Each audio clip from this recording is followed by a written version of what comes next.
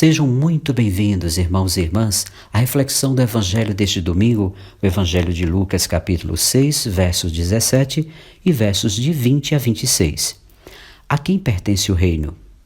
Jesus veio iniciar uma nova sociedade completamente diferente da que existia no seu tempo. Contudo, ele não quis fazer isso sozinho. Pelo contrário, pede a colaboração das pessoas que o seguem e vê nele a esperança de uma sociedade e história novas. Os versos deste domingo e do próximo domingo vão falar justamente o que proclama a leitura deste domingo, fazem parte do assim chamado discurso da planície, em oposição ao discurso da montanha de Mateus. Aqui nós podemos ver Lucas mostrando Jesus no meio do povo da roça, vítimas do latifúndio. Provavelmente ele tinha diante dos olhos o sofrimento dos empobrecidos trabalhadores, aqueles trabalhadores do campo. Ali estavam muitos discípulos. É a essas pessoas empobrecidas, cuja dignidade reconhece e deseja resgatar, que Jesus vai dirigir um discurso direto, olhando-as de frente, levantando os olhos para os discípulos. Aqui a gente vê no verso 20. E afirmando que o reino de Deus lhes pertence. Além disso, Lucas mostra que, ao redor de Jesus e de seus pobres, há grande multidão de pessoas de toda a Judéia e de Jerusalém e do litoral de Tiro e Sidônia. O primeiro ponto aqui, para a gente entender um pouco mais, a velha e caduca sociedade e seus marginalizados. Jesus inicia o discurso da roça empregando uma linguagem direta, olhando de frente à realidade do povo que sofre. Assim ficamos sabendo quem são os que, desejosos de uma sociedade nova para construir nova história, aprendem de Jesus, os discípulos, os pobres, os que agora têm fome, os que agora choram. Desde o início do Evangelho de Lucas, o Mestre é o aliado dessa gente empobrecida. Lembremos-nos de Isabel, Zacarias, Maria, Simeão, Ana. Não só é aliado, faz parte deles e, acima de tudo, garante que o reino de Deus pertence a eles. Bem-aventurados vocês, os pobres, porque o reino de Deus lhes pertence. Podemos perceber também um segundo ponto, a nova sociedade que provoca conflitos.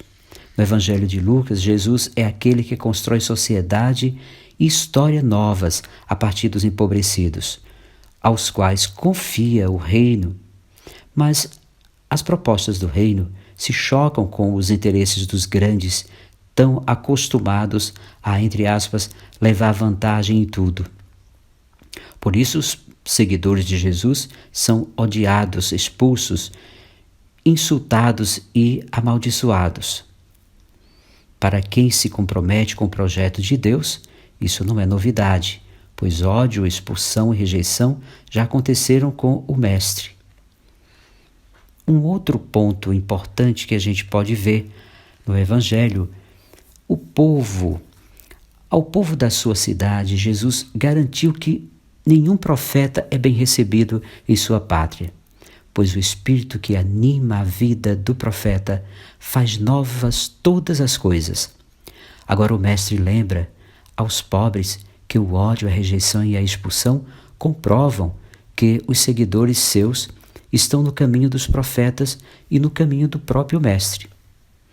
E nos alerta: ai de vocês se todos os elogiam, porque era assim que os antepassados deles tratavam os falsos profetas.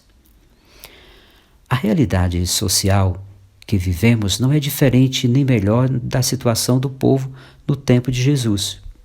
Mais do que nunca, em nosso país, há ricos saciados e boas vidas às custas de empobrecidos, famintos e até aflitos que choram no silêncio e no abandono, sua dor e marginalização.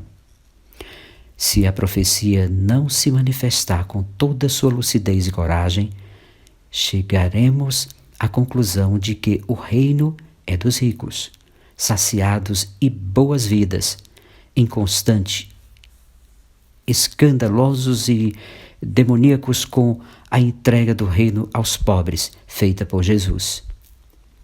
Além disso, pesa sobre os agentes de pastoral e pastores o perigo de facilmente serem manipulados pelos que têm o poder, o dinheiro e os meios de comunicação. A única diferença entre a falsa e a verdadeira profecia é a opção fundamental pelos espoliados, empobrecidos. E, aos fartos e saciados, uma grave advertência. Se não escutam a Moisés e aos profetas, mesmo que um dos mortos ressuscite, não ficarão convencidos.